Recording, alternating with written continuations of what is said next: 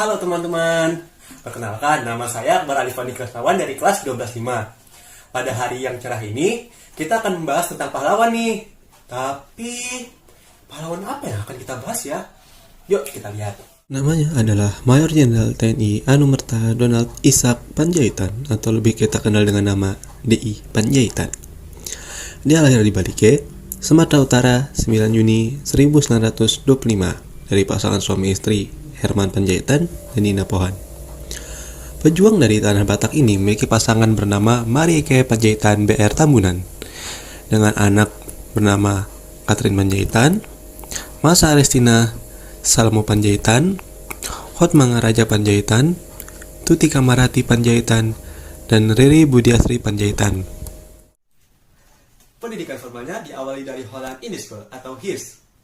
Selepas ia mendapatkan HIS, sebenarnya beliau ingin melanjutkan pendidikan ke HBS atau Hughe Brugger School. Namun, melihat keadaan ekonomi keluarga mereka yang tidak memungkinkan dikarenakan kedua orang tuanya hanya seorang pedagang kecil, beliau lebih memilih melanjutkan pendidikan ke Mulo atau Mir Belajar Otherwise di Tarutung sesuai dengan kedua orang tuanya. Nah, ada yang menarik loh teman-teman. Jadi ceritanya ketika beliau mendaftar di Mulo, beliau harus melalui tahapan tes pendahuluan terlebih dahulu loh. Ini dikarenakan nilai-nilai beliau selama berada di HIS cukup menonjol. Perjuangan beliau selama bersekolah di Mulo cukup berat. Kedua orang tuanya meninggal dunia selama beliau bersekolah. Pendidikan di Mulo ini sekaligus pendidikan terakhir yang dienyam oleh DI Pandjaitan. Kira-kira kenapa ya? Ternyata saat itu Belanda telah menyerah kepada Jepang, sehingga semenjak Maret 1942, dunia perpolitikan Indonesia telah dikuasai Jepang. Dikarenakan hal tersebut, DI Pandjaitan pindah ke Pekanbaru untuk bekerja sebagai kepala pembukaan di salah satu perusahaan kayu milik Jepang. Semasa dia bekerja, ternyata Jepang mengadakan berbagai wadah pelatihan militer untuk para pemuda. Hal ini tentu saja dimanfaatkan para pemuda untuk mendapatkan keterampilan. Di Sumatera, ada pasukan lokal yang bernama Gyugun. Kesempatan ini tentu saja tidak disia-siakan oleh DI Pandjaitan. Beliau mengikuti pelatihan tersebut dan bergabung dengan Gyugun. Setelah menyelesaikan pelatihan, beliau ditugaskan di Pekanbaru. Ketika Indonesia memproklamasikan kemerdekaan, Jepang sudah membubarkan Gyugun. Mereka sudah melecati senjata pasukan dan memintanya untuk kembali ke kampung masing-masing. Sesudah berita kemerdekaan menyebar hingga Pekanbaru, DI Pandjaitan mencoba mengumpulkan mantan anggota Gyugun. Kemudian mereka membuat Organisasi Pemuda Republik Indonesia atau PRI. Pada bulan Desember, PRI berubah menjadi Tentara Keamanan Rakyat atau TKR. Dalam perkembangannya, satuan militer di Riau ditempatkan di bawah Komando Divisi 9 Banteng yang berkedudukan di Bukit Tinggi, Sumatera Barat. Salah satu resimen yang ada di Divisi 9 adalah Resimen 4, dipimpin oleh Hasan Basri. Kemudian Hasan Basri mengangkat DI Pandjaitan menjadi Komandan Batalion 1 Resimen 4 di Pekanbaru. Karena jabatan ini, DI Pandjaitan diberi pangkat mayor. Berawal dari posisi ini, karir militer beliau terus berkembang pesat. Beliau kemudian diangkat menjadi Komandan Didikan Divisi 9 Banteng di Bukit Tinggi pada tahun 1948. Seterusnya menjadi Kepala Staf Umum 4 Suplai Komandemen Tentara Sumatera. Oh iya, ternyata Belanda tidak menyerah untuk menguasai Indonesia loh. Para pasukan Belanda melancarkan agresi militer Belanda yang kedua. Bersama dengan hal tersebut, DI Pandjaitan diangkat sebagai pimpinan perbekalan Perjuangan Pemerintah Darurat Republik Indonesia atau PDRI. Pada waktu itu, beliau juga tetap menjabat sebagai Kepala Staf Tentara dan Teritorial Sumatera. Seiring dengan berakhirnya agresi militer Belanda kedua, Indonesia pun memperoleh pengakuan kedaulatan. Pandjaitan sendiri kemudian diangkat menjadi Kepala Staf Operasi Tentara dan Teritorium T dan T1 Bukit Barisan di Medan. Selanjutnya dipindahkan lagi ke Palembang menjadi Kepala Staf T dan T2 Sriwijaya. Setelah dipindah tugaskan beberapa kali, DI Pandjaitan mengikuti kursus militer atas gelombang pertama pada 1956. Setelah mengikuti kursus militer atase atau minat, ia ditugaskan sebagai atase militer di RI Bonn, Jerman Barat. Pada masa ini pula, pangkatnya naik menjadi letnan kolonel. Ketika masa tugasnya telah berakhir sebagai atase militer, ia pun pulang ke Indonesia. Namun tidak lama setelah itu, yakni pada tahun 1962, perwira yang pernah menimba ilmu pada Associated Command and General Staff College Amerika Serikat ini ditunjuk menjadi asisten 4 Menteri Panglima Angkatan Darat atau Menpangat. Dengan pangkat Brigadir Jenderal, jabatan ini adalah jabatan terakhir yang diembannya saat peristiwa G30 SPKI terjadi. Selama menjabat sebagai asisten 4 Menpangat, D.I. Panjaitan berhasil menorehkan prestasi tersendiri. Beliau berhasil membongkar penyelundupan senjata dari Republik Rakyat Tiongkok atau RRT yang dikirim untuk PKI yang digunakan untuk mempersenjatai Angkatan Kelima. Dari hal tersebut diketahui bahwa senjata-senjata tersebut diselundupkan dengan dimasukkan ke dalam peti-peti bahan bangunan yang digunakan untuk pembangunan gedung CONEFO, Conference of New Emerged Force. Dari peristiwa tersebut, para PKI mulai tidak menyukai D.I. Panjaitan dan mulai menargetkan beliau bersama dengan tokoh-tokoh yang terkenal anti-komunis di kalangan militer. Pada jam-jam awal 1 Oktober 1965, sekelompok anggota gerakan 30 September yang dikenal dengan nama Pasukan Pasopati meninggalkan lubang buaya menuju pinggiran Jakarta. Laksanakan. Siap, laksanakan.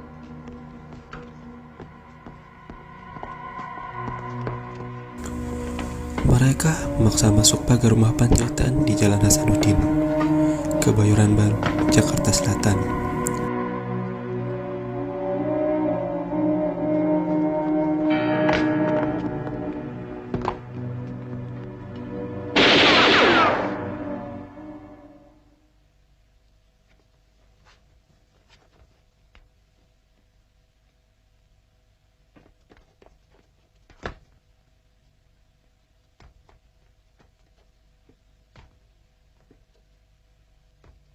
Pap, rupanya ada rampok di sebelah. Hah?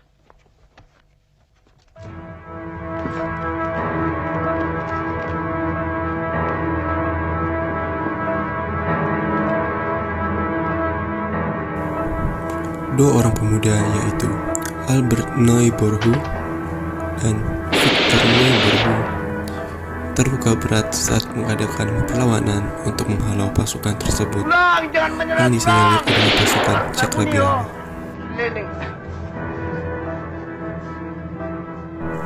Namun naas, tidak lama kemudian Albert meninggal. Hei, turun! Itu, turun! Kemana itu?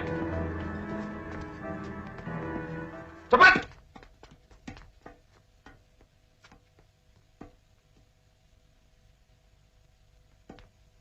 Jalan saya! Duduk!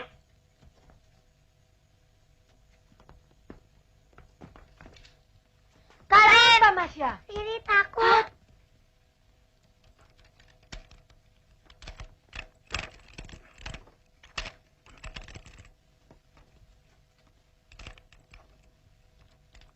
Siapa yang main-mainkan ini? Anak-anak ya? Tak tahu. Pap, Mam.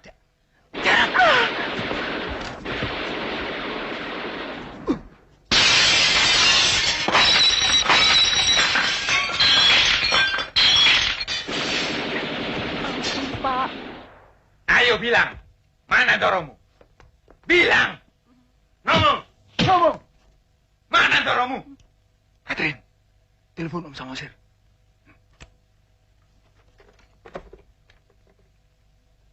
Halo? Jangan diam.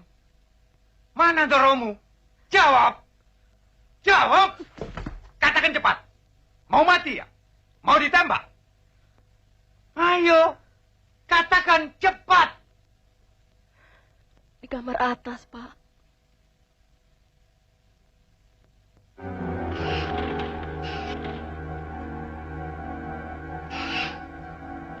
Keluar, Jenderal! Keluar!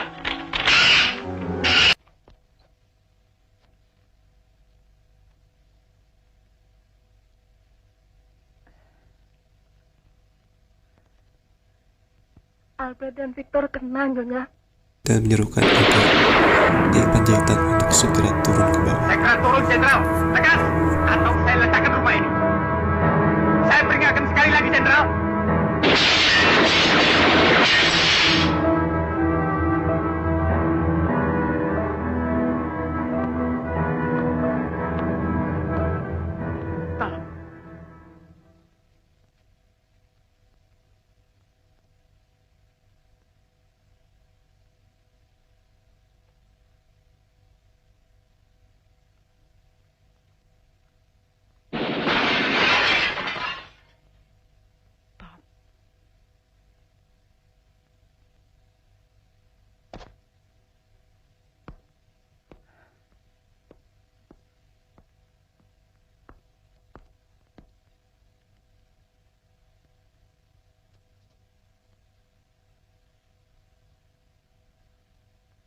Takut. Setelah menyerang mengancam keluarganya, Nyai Panjaitan turun dengan seragam yang lengkap. Papi.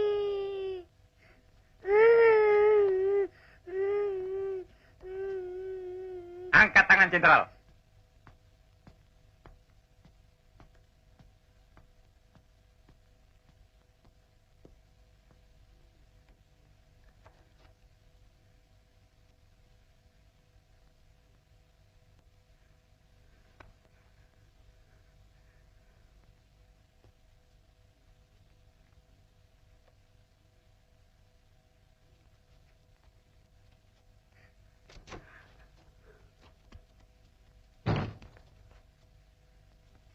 Dan berdoa sambil menyerahkan diri kepada Yang Maha Esa untuk memenuhi panggilan tugas yang telah dimanipulasi tersebut.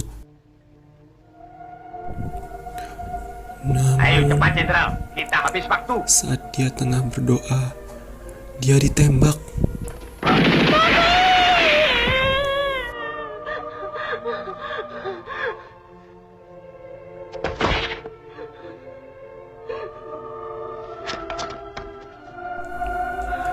Beliau gugur sebagai pahlawan saat itu juga. 1 Oktober 1965.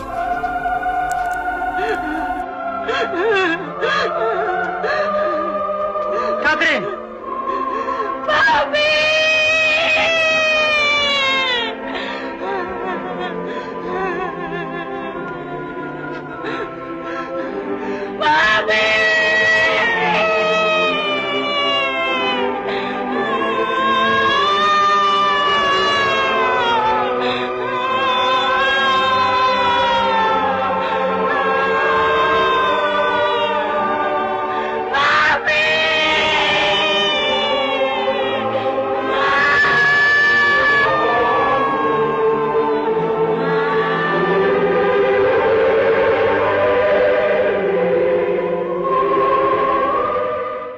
Mayat beliau dimasukkan ke dalam truk dan dibawa ke daerah lubang buaya. Tubuh beliau disembunyikan di dalam sumur tua bersama dengan tubuh para jenderal lainnya yang gugur karena kejadian tersebut.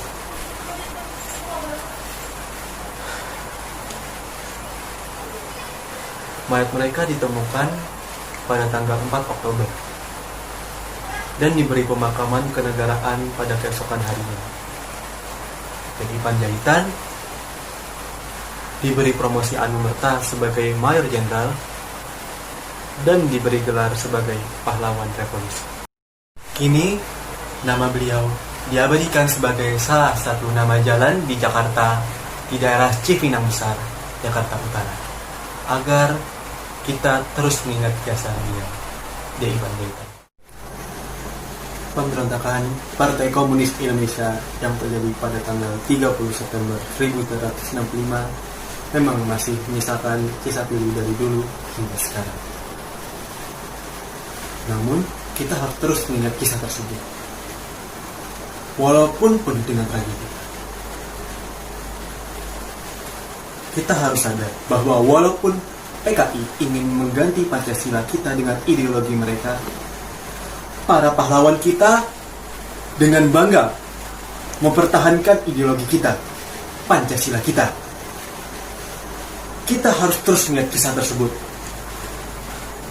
Kita harus terus ingat bahwa pahlawan-pahlawan kita telah gugur dengan Pancasila di hati mereka. Sehingga kita tidak goyah lagi. Sehingga kita tidak mudah dicerai-beraikan lagi. Sehingga kita tidak melupakan jasa-jasa mereka. Salah satunya pahlawan revolusi kita, Mayor Jenderal TNI Anumerta Donald Ishak Panjaitan. Sekian dan terima kasih.